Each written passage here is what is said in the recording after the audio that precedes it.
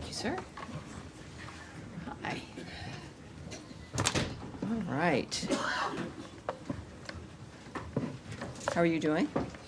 Well, Matt Lee. how are you? Nice to see Andrea Mitchell here again. Thank you, ma'am. I'm here after a rather big trip. All right, so are we, we're set? Everybody good? Great. So I'm going to start with a little bit of a statement here today. Welcome aboard, everyone. Nadia, nice to see you. During my first briefing, I said that under President Trump, peace through strength is back.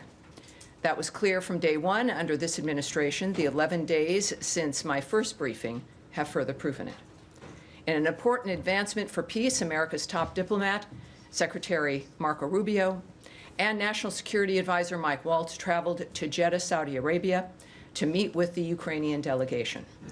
As a result, Ukraine expressed readiness to accept the U.S. proposal to enact an immediate interim 30-day ceasefire to the Russia-Ukraine conflict. The ball is now in Russia's court, and even more advances have been made after Envoy Witkoff's visit there as well. Following this historic meeting, Secretary Rubio traveled to the G7 in Canada, where our partners expressed support for a swift end and a durable end to this conflict. And as we pursued peace, our nation also showed strength. Under the President's direction, this administration invoked the Alien Enemies Act of 1798 to initiate the removal of hundreds of dangerous members of the Tren de Aragua, a vicious, violent foreign terrorist organization, which has been threatening our nation, conducting irregular warfare, and terrorizing Americans. We express our sincere gratitude to President Bukele of El Salvador for playing a pivotal role in this transfer. As Secretary Rubio said, once again, President Bukele has shown he is not only the strongest security leader in our region, he's also a great friend of the United States. In our fight against terrorists, President Trump ordered the launch of decisive and powerful U.S. military deterrence operations against the Iranian-backed Houthi terrorists in Yemen. Following the strikes, Secretary Rubio noted that the president, quote, sent a powerful and clear message. These attacks on U.S. vessels and global shipping must stop, and we will hold you accountable. We will protect our people and freedom of navigation. In furtherance of President Trump's maximum pressure policy on the Iranian regime, last week the State Department announced sanctions on Iran's oil minister and shadow fleet that facilitates Iran's illicit crude oil trade. These actions were taken to stop the flow of revenue to the Iranian regime that uses to fuel conflict in the Middle East, advances its nuclear program, and supports its terrorist proxies. In addition, the State Department will consider revoking the visas of foreigners who have supported Hamas and unleashed anti-Semitic harassment, intimidation, vandalism, and violence on America's college campuses. As Secretary Rubio said on March 6th, those who support designated terrorist organizations, including Hamas, threaten U.S. national security. And we intend to use the department's broad authority to revoke visas when information comes to light indicating a visa holder may be inadmissible or ineligible under U.S. immigration law. Here's the bottom line. Secretary Rubio's State Department remains committed to advancing the national interests of the United States. Peace through strength is back. Not that we have a lot of things to discuss, and I see it all on your faces, but it is good to be back. I've been away for, I don't know, 10 days now or so, but I'm looking forward to answering your questions. We will begin again with Matt Lee. Thank you, Tammy. I had three processy kind of questions, but for the sake of my colleagues, and I know there's a lot to ask, I'll break it down to two. They'll be very brief. All right. One, on the South African ambassador who the secretary declared PNG on Friday. Sure. The South Africans seem to be a little bit miffed that they learned about this from a X post, and I understand there was a meeting at which a formal diplomatic note explaining this was handed over. Can you, what day was that, the meeting? Well, it was the same day of Friday. The announcement, yes. So after Secretary Rubio made his decision, our senior level diplomats convoked the South African embassy staff for an in-person meeting at the State Department. At this meeting, our officials delivered the official notification of Ambassador Rasool's persona non grata status, and it was done. Okay, and I understand that his privileges and immunities expire today, and then he has to leave by Friday? That's right. So he has, for these 3 days that passed, he's had his privileges, but those did expire today. And he has, technically, it's a week from the notice, and so that expires now on Friday. Okay. He'll need to be out of the country. Okay. And then my second one is what you mentioned before on the AEA, the Alien Enemies Act. As you know, as this building certainly knows, there are several provisions that or several criteria that have to be met in order to invoke this. One is there being a declaration of war with the country in which this force is from, or that the invasion or incursion, or however you want to call it, is being orchestrated or influenced by a sovereign state. Does the U.S. now regard Nicolas Maduro as the legitimate head of state of Venezuela? And secondly, if you do, or even if you don't, are Maduro and the state of Venezuela now covered by the Foreign Sovereign Immunities Act? You know, just before I came up here, my colleague, Caroline Levitt, had a great deal to say about this. This belongs at the White House. This is a dynamic that's happening out of the White House. This is a legal. Well, but I also, in addition to that fact of referring you back to the White House and to DHS regarding this, this is in the courts. And as you know, I'm not going to pontificate on or guess or muse about what's going on with the courts at this point. So clearly the White House has been very transparent. Caroline was very clear this afternoon about their approach. Clearly, they feel that this is something they want to litigate, and they're going to. And for the good of the American public, it's an important thing to do. Everything we know that the Trump administration is doing, certainly President Trump himself and his team, is in the interests of the United States. I understand that. And that's why he was elected. People are excited about the nature of the actions that we're taking swiftly. And this is one of them, and we will see it play out in court, and that's the extent of what well, my question is not about. So now there's a third section. I thought you said you were going to forego the third part. No, I'd just like to have an answer to the first question. Does the U.S. consider Nicolas Maduro to be the I'm not going to discuss with you again a national issue that belongs both with the White House and the Secretary himself, so I'm not going to be able to remark on that. All right. Based on the same dynamic here, I guess, for the Americas, the situation, Andrea Mitchell, please. This is related to the immigration issue and peace through strength. Sure. Does Secretary Rubio believe that if Afghanistan is among the countries that are there on a list, a draft list to be banned, that legitimate SIVs who were approved by the State Department during the fall of Afghanistan's withdrawal should be a carve-out, and that these people who help the State Department, the CIA, the DOD, can come and have refugee status? I do have a follow-up. Well, first of all, there is no list. What people are looking at over these last several days is not a list that exists here that is being acted on. There is a review, as we know through the President's executive order, for us to look at the nature of what's going to help keep America safer in dealing with the issue of visas and who's allowed into the country. But what has been touted as something that is an item through the State Department, it just simply isn't the case. So the premise, I have to say, I certainly can't speak to because it's not accurate.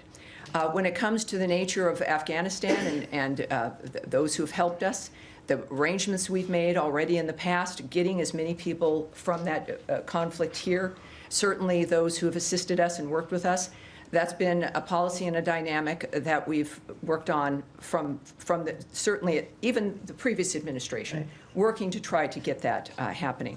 So that's not something that is, certainly I can talk about regarding something that doesn't exist, but certainly when that review is done, we'll have something that we can discuss. Okay, then let me ask you also about your view, the Secretary's view, about the legality of a foreign country holding an American citizen from Iowa who has not been charged with any crime and holding his passport and not permitting him to return home in the case of what's happening in Punta Cana and the Dominican Republic, where this young man and his family and his lawyers say that he has not been permitted to leave the Dominican Republic, that he has been a cooperating witness, he's not charged with any crime. Does the State Department have any view about the rights of that U.S. citizen? Well, I think what's appropriate here is for me to not to, this is unfortunately the nature of the State Department and what we do. When it comes to diplomatic efforts, whether they exist or not, the nature of legal frameworks for individuals, the privacy issues involved, that's not something I can get into any detail about. Well, he has spoken publicly, and his family have. Does he have consular access? Well, that's his. I think all of us have a right to speak and to be known, but we have a standard and a protocol here that we won't discuss a private situation, a private case. Certainly, when it comes to diplomacy, diplomatic relationships between one country and another, I'm not going to go into those details. All right, Sean. Thanks. Can I go back to South Africa, the ambassador? Sure. The secretary, of course, had his ex posted on Friday. Can you explain a little bit the reasons? It's quite an extraordinary step. I was looking back, I mean, if I'm not mistaken, even in the height of tensions with Russia, there was no expulsion of the ambassador and no PNG there. What is it? I mean, essentially this was remarks that the ambassador made at a think tank or at a conference that were critical. What I'm getting at is, should other ambassadors be on alert? Can they not criticize President Trump without fear of being expelled? Well, I think it's not about criticism. This was the equation of the president and the country with white supremacy. It was an allegation that casts such an awful light on the nature of the country, on individuals. It is. I mean, if we don't have a standard about the nature of someone who is in this country, who is supposed to be a diplomat to help facilitate the relationship between two countries, and that this is the standard of it, you know, we deserve better. We've had a decent level of diplomacy with South Africa. There are some challenges, but you want people in each embassy who can actually facilitate a relationship. And these remarks were unacceptable to the United States, not just to the president, but to every American. They were pretty much obscene when it came to the nature of what was alleged. So that is, I think, at the very least, what we should expect is a standard of some respect, basic, low-level respect, if you're in a position that is going to help facilitate any kind of diplomatic relationship with another country. This particular individual certainly didn't meet that standard, and it is a message to people of what America expects, what the president expects, what the Secretary of State expects, what this whole administration expects when it comes to treatment of the nation itself and as a result of the people in this country. And so that's why it was done. Sure. Could just expand on that. South Africa today said that it wants to have a better relationship with the United States. Are you open to that? I mean, there's been the Secretary of State away from the G20. Are you of the view that South Africa can report the relationship despite the criticism that's come from this building? Well, I think both the President and the Secretary of State have made it clear what the problems are and what they have an issue with when it comes to South Africa. The unjust land expropriation law, as well as its growing relationship with countries like Russia and Iran. That's what prompted the serious review of our South Africa policy, which continues to be underway. They have taken also, the South African government, aggressive positions toward the United States and its allies, including accusing Israel, not Hamas, of genocide in the International Court of Justice, and reinvigorating its relationship with Iran to develop commercial, military, and nuclear arrangements. So this isn't one just of demeanor or decorum, however they add into it. This is a matter of a nation that is, we've again made it very clear, taking steps that are not in the best interest of providing a safe, secure, more prosperous America, let alone world, when it comes to the decisions they're making. So all of this is under review, but obviously part of it is, within the diplomacy of it, is to encourage a change in policy and posture. of course that would be the point. The point is to encourage a change. What I've seen with the trips we've made with the diplomatic adventures, of course, as well as the G7 summit in Canada, is the nature of the Secretary of State is to make things better for people. It is not to punish or to target people or countries. It's the nature of changing policy and creating better environments for all of us. And I've seen that in motion in every dynamic. And that's the case here with South Africa as well. Nadia, yes. Thank you so much, Tammy. Good to see you. I have a couple of questions. On Yemen first, what is the U.S. strategy regarding Yemen? Is it degrading the capabilities of the Houthis that they don't pose a threat to U.S. interests, or is it destroying them completely? Because there's conflicting statements from U.S. officials saying, like, we're not going to interfere with the civil war in Yemen. Well, what we've seen, of course, in the past when it comes to the Houthis, it was a tit-for-tat strike. If the Houthis would be sending missiles or attacking both commercial and military ships, what the previous administration did is they would do one strike as a tit-for-tat dynamic. What's happening now is a complete shift when it comes to the nature of why it's going on, which is to stop the assault on the maritime traffic in that area. And up to this point, there's about 174 attacks on American naval ships, which is an extraordinary number of attacks. And this isn't a situation that should be managed. It has to stop. So the message to the Houthis is, if this will end when you end the attack on both commercial and military ships in that region. So it's a maritime issue, and it's meant to completely change the posture of the Houthis, and of course, in a conjunction in that dynamic with Iran, that the days of pinprick responses where we allow that to occur is over. That's, I think, a pretty clear statement from the administration as a whole as well. On the visa thing, just The visa, quickly. sure. Is the area clear when it comes to revoking visas for foreign students? Are you revoking visas for students who clearly support Hamas and shows literature that's supporting Hamas, or is it also include students who support Palestine or the freedom of the Palestinians, or showing sympathy with civilians in Gaza? Is that area very clear? Well, what Secretary Rubio has been saying on a number of different interviews is that this is about, when you think about someone applying to come into the country to get a visa, if you were to say everything that he ended up doing as would be his goal upon entering the country, we would never have issued the visa. So you have a dynamic, whereas if there's going to be certain kinds of actions that you're going to undertake, that we don't accept that. Every country has a right to control its borders and to determine who's going to come into the country. So in this particular instance, there's also, I know, a freedom of speech argument. But this is not about speech. It's about actions. It's about things that were done. And of course, I don't want to go further because also this is within a court dynamic. America's got the best court system in the world.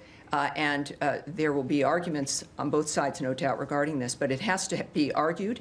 It has to be litigated. But the actions that we take and the decisions we make are not about content. It's about actions that are occurring, and certainly in that particular case. Yes. Can I? Go ahead. Can Hi, I? Tammy. Hi. Thank you. Just to follow up on the Houthis question. So President Trump said every shot fired by the Houthis will be looked upon as a shot fired by Iran. So we're wondering, if Houthis don't back down, is the United States prepared to attack Iran or give Israel to do so? I think you're referring to President Trump's Truth Social tweet, and I'm sure you all have it on your phones. You should, because I'm going to refer you right back to that tweet. It speaks for itself. Right. Just to follow up on a different topic Sure. in that case. So Voice of America and Radio Free Asia is one of the outlets under Voice of America. They have written extensively on the oppression of Uyghur Muslims by Chinese authorities. Actually, their reports have raised awareness about the plight of Uyghurs. And this is a topic that the Secretary feels strongly about as well. We've just seen him last week imposed sanctions on Thai officials over deportation of Uyghurs to China. That's What right. does he think about the shutdown of this outlet? Does he support this decision? Well, and what you're referring to, I think, is the VOA and some other outlets Correct. involved with the current, some budgetary changes and actions that have been taken. What I can tell you, like with all the aspects that are happening in this shift, is that it's a fluid situation. And I look forward to watching it unfold as you do. I know you're all reporters, and some reporters here in the bullpen have been affected. But the fact of the matter is, this is serious business. It's the business of government using taxpayer dollars. So the same standard applies here. And of course, it's just happened.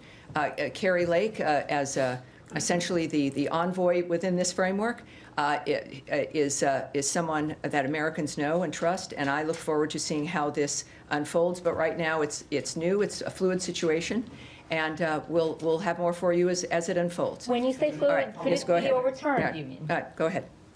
Can I just follow up on Yemen and your assessment of civilian casualties? Because you'll know there have been reports of several. What's your assessment on that? On civilian casualties?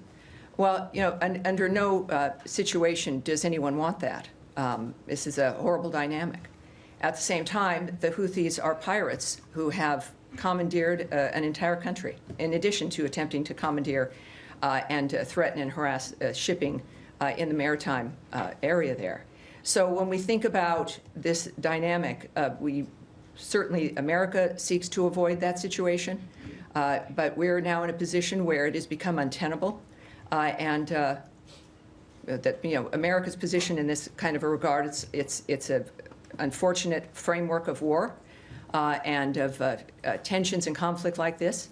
But of course, we lament, I think, this country of all countries, and what we've done and what we've accomplished. We lament the loss of life. That's the aspect. Because I think this is part of the real story. All of the aspects of what the Trump administration, what Secretary Rubio and everyone now in this new administration is focused on, and maybe it surprised people, it shouldn't have, is peace, is to stop the wholesale slaughter of people, is to stop the chaos that reigns through certain regions, is to make sure, especially with certainly Ukraine and Russia, is to make sure in every place where there's conflict, that the people that are alive today might be alive tomorrow. And it's imperfect. It's not something that any of us can sometimes predict the end result of. But this is an administration and a president and a Secretary of State who's made it clear that this, if there is a hallmark, the hallmark is fighting for peace and an end to this kind of chaos that has destroyed Yemenis' lives, and it destroys, obviously, too many lives around the world. Now, yes, sir, you've been waiting patiently. Yes, sir. Two quick questions on the Palestinian issue. One pertaining to Gaza. Aid has not been allowed in since the 2nd of March. The situation is very dire. I was wondering if you are really concerned about this, especially, you know, this coincided with the beginning of Ramadan as well, where people need food and water and so on.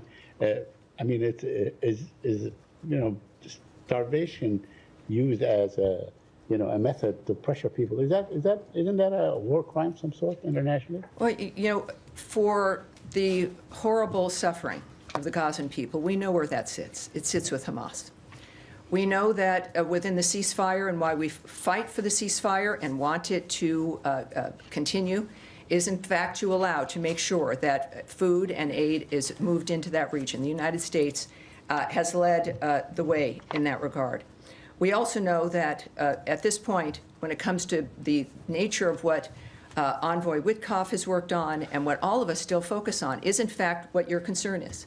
Making sure that there's a situation on the ground that allows food to get to the people who need it, that allows aid to move through to the people who have been suffering because of the choices that Hamas has made throughout the years.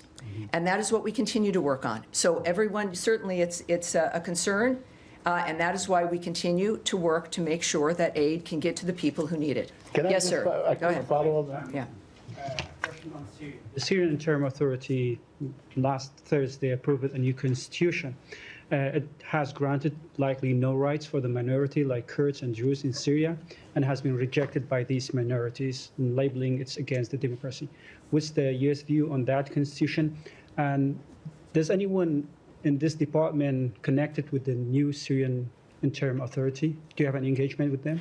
You know, again, when it comes to diplomatic engagements, situations as fluid and as situational like that one, that's not something I'm going to be able to answer. What But I'll see what we can do when it comes to the specifics of what you've asked for. What about the? Syria. Yes. Right. I have Go. another question on Iraq. All right. Yeah, this administration, including Secretary Rubio himself, has called the Iraqi government to resume the Iraqi Kurdistan oil export and solve the U.S. oil companies' issue that are working in Iraq. But this hasn't happened. What's the U.S. view on that? Are you urging the Iraqi government to resume the oil export? Again, I'm not, at this press briefing, I'm not going to go into international negotiations or diplomatic negotiations or thoughts that might be held by the Secretary of State. But we'll see when it comes to actions on that. It'll be, I think, abundantly clear. Yes, ma'am. Syria. Thank you, Tammy. So Syria's new government, along with regional countries such as Turkey, Jordan, Qatar, and others, have been calling on the U.S. to lift the sanctions that was put in place during the Assad regime, and many view these sanctions as a significant barrier to stabilizing and rebuilding the country. Is the administration considering removing or maybe easing these sanctions? Well, again, when we think about the administration, I think of President Trump and their posture and point of view regarding Syria, and the fact that when it comes to the State Department and the Secretary, these are things that would be negotiations that would have to be contemplated, and I'm not going to do that right here from this podium. Yes, sir. Thanks so much, Tammy. I appreciate you taking the question. Over the weekend... Depends on what the question is, but go for it. Over the weekend, the U.S. deported a Lebanese citizen who was a doctor at Brown University. I was wondering if you might be able to elaborate why. That, I would say, when it comes to that kind of action on everything we might discuss, that's the Department of Homeland Security. So that would be them. And on violence, escalating violence in the West Bank, I guess, are there any concerns among at the State Department over what we're seeing in terms of Israeli actions in the north, in Jenin, in Tulkarm? Well, the United States' position, certainly the State Department, is that we stand steadfastly with Israel. Israel has seen certain security concerns that they have, and they're taking actions regarding those security concerns. And we stand with those decisions and what the Israelis choose to do in that framework. Yes, sir. Thank you. Two questions. Changing subject to South Asia. A few days before the elections, President Trump, then as a candidate, had spoken about, expressed concern about attacks on the Hindus in Bangladesh. Now that Secretary has been here for about 60 days, what is his assessment about the situation of Hindus in Bangladesh and what steps he is taking to address President Trump? Secretary Rubio. Well, again, you're talking about President Trump in certain aspects about how the nation and how his administration views the nature of what's happening in another country. And Secretary Rubio, of course, follows through with his vision and the nature of the choices that are made in that regard.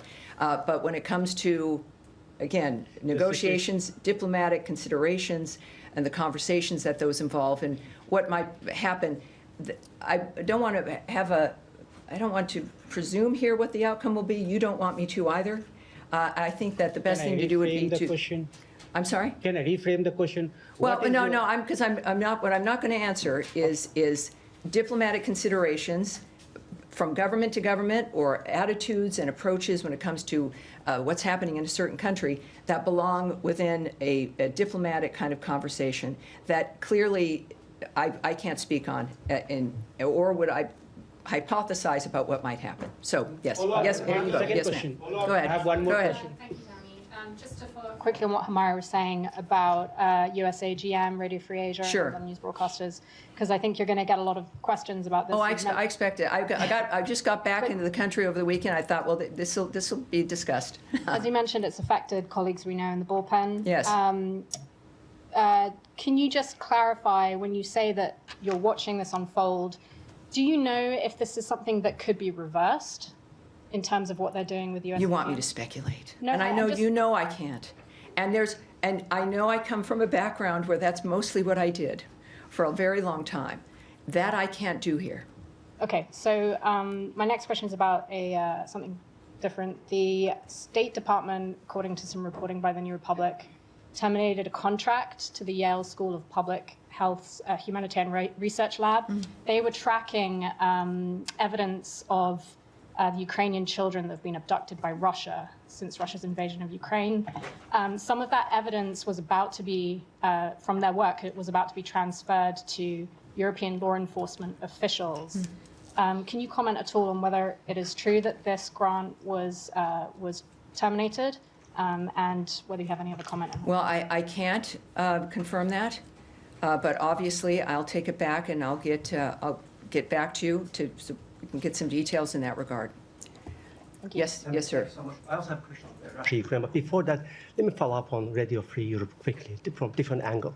This administration last month secured one of the reporters jailed in Belarus, was working for Radio Free Europe, and I want to give you credit for that. Now, given how strongly you feel about the cases, can you assure us that you will continue securing the release of Radio Free Europe reporters, one of them in Azerbaijan and other countries, even if you end up defunding them? Well, that's not something I can answer here, again, when it comes to the nature of the choices that will be made. But what I can tell you is that this is a country that has led the way from the very start of radio, of making sure that voices are heard everywhere. That this is something this country can be proud of. And it sits within the framework of what matters to us. At the same time, this nation has to look, and I don't think it's anything to be ashamed of, look to the nature of how America is going to be able to remain strong and safe and secure and more prosperous so that we can continue to move through with foreign aid, with facilitating voices that normally other parts of the world would not hear. It is a part of democracy. And of course, you want every nation to have that kind of commitment as well when it comes to who's able to be heard. So that's a commitment that stands. It is the heart of this nation. And certainly that's not going to be ending. The framework of certain things might change, or how we facilitate them, but certainly not that commitment. And I think we've done a good job of that, and we should all be proud of it as well. My How are we second doing? question, Tammy, on Russia-Ukraine, I was going, actually, that was my original question. Well, I've clearly lost the bucket of issues here as we've gone from a few things back. But Can you go comment ahead. on reports that the United States pulled back from international group investigating Russian crimes? What is the strategy there, and what message are you sending to Russia, who continues actually committing crimes as we speak? Yeah. Look, this is we're going to be looking into a number of different things. That's anecdotal, the nature. I'm not familiar with the nature of what happened, so I'm not going to be able to speak to that. Yes, right down the middle here. Yes, sir. Thank you so much. I think, the gentleman in front of you, sir. Go ahead. Thank you, Tommy. Daniele Competangelo for LA7, Italian TV and primetime media. So we both were at the G7 the last week. Yes, we were. And the focus was Ukraine. So today in Europe, there was European Council. They met, the foreign minister, and they discussed about Ukraine and the European Union proposals. So it seems like there are Europe is very divided right now, like Italy, Spain, Ukraine, Hungary and Slovakia are more aligned to Trump proposal. It's not proposal, but like plan. And the other ones, more lefties, are like, want to keep giving military aids to Ukraine. So what do you, as a State Department, how do you guys will interact with the European right now? Are we going to go for the Trump plans or the European ones? I think we're going to go with the Marco Rubio approach, which is to talk to everybody, which is to put out the new ideas, which is to argue for them on the merits of those ideas. That's what happened at the G7. What happened at the G7 was a collection of people who have very different points of view, some big disagreements, but a direct, specific decision mentioned by the Canadian Foreign Minister Joly that we're going to focus on what we do have in common, what we can get done together, and really the importance of the gathering itself and what we can do together. There's a lot of people, I think, that would prefer us to be distracted by the disagreements. But what I've seen Secretary Rubio accomplish is remarkable, and in different environments where there's negotiations between countries attempting to stop war, a ministers' meeting where they're all aligned in some fashion or another and want to work together but have disagreements. I can say this, fortunately, having been there, is that it's been his voice, and I'm proud as an American that it happens to be the American Secretary of State. It's his voice that has brought conversations together, that has brought groups of people together. And we know this is why you need a State Department and why you need diplomats, because everybody's going to have different ideas. Everybody's going to think there's a better way, and we all have investments in the nature of the outcome. America is the strongest country in the world for a reason. All the combination of things we do, but mostly because we are a nation of merit and arguments and speech and the ability for people to be heard and for all of us to have an open mind. That is what Marco Rubio brings to this debate, especially in Europe where there are disagreements. We will, and he expects to, win people over based on the merits of the arguments that we continue to make every day. And I'm going to leave it there, everyone. I'll see you Wednesday and Friday this week if you didn't get enough.